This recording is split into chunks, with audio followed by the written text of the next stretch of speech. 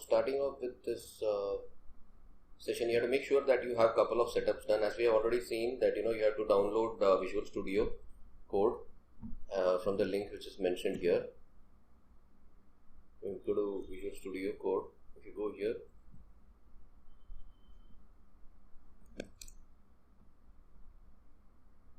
you have to download your Visual Studio Code. This is the IDE that we are going to use. Next, you need to download Node.js, which is like the JavaScript server, which will run locally for us to quickly create a web app and write JavaScript so that it becomes easier for us. Okay, you don't need to know anything about Node.js. You just need to download Node.js from this site. Alright, so you can download the latest 64-bit or whichever is your OS, and then once it is downloaded, restart your machine and type Node. It should show you like this, the prompt. It should be loaded.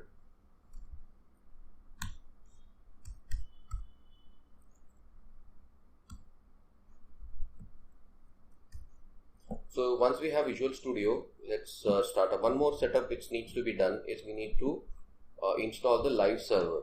Okay. Now this live server extension is for us to understand JavaScript code easily and to execute it fast.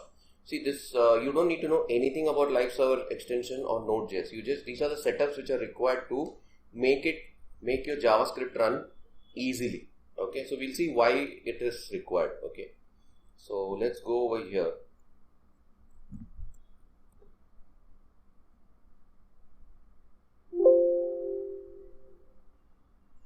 And here we have to go to something called as search for extensions. Okay, this is your Visual Studio Code, and in this you have to type for live.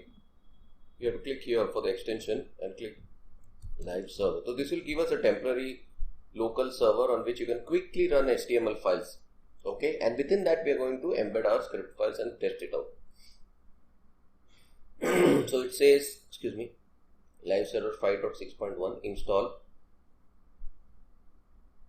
Okay, so now this is installing. It's going to take some time. So it's done. That's also very lightweight local server which it runs. But this needs Node.js. That's a dependency. Now we can go back to our folder that we have, and we already have a JavaScript file, say console log test. Yeah. So now what we have to do first is, now we have to create a folder called as JavaScript here. Okay.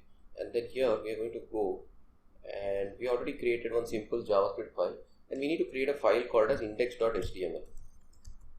So this is like quickly, this index.html will be for any web app. You need an index.html. Okay, that is the start of your web app.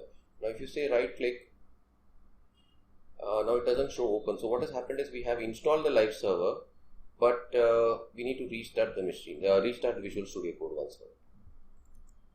So once I restart Visual Studio Code, I can go to this index. I'll say welcome here. I'll just type welcome, save it.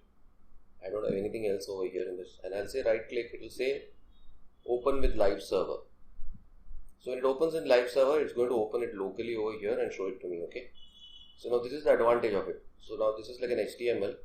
So now what I can do here is, another advantage of this live server is it quickly generates HTML for us. You don't need to dig deep into HTML. You just need to know how we use JavaScript. Okay.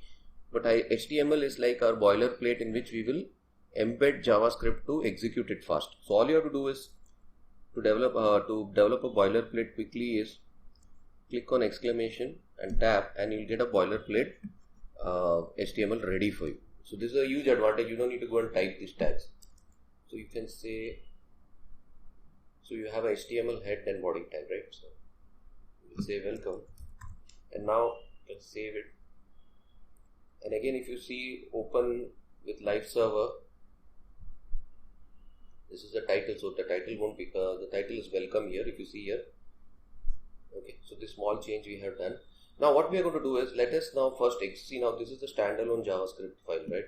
So we are going to embed it over here. We're going to say, once we are going to introduce a script HTML tag, say /script, and in this now we can write our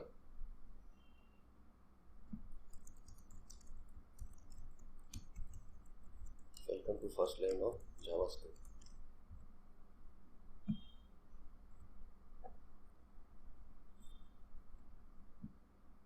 So now we know that if you right click this, you can again see this in the live server.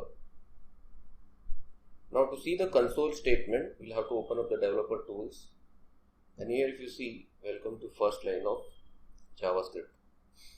Okay, you can ignore this. Basically, welcome to first line of JavaScript. So it's printed this.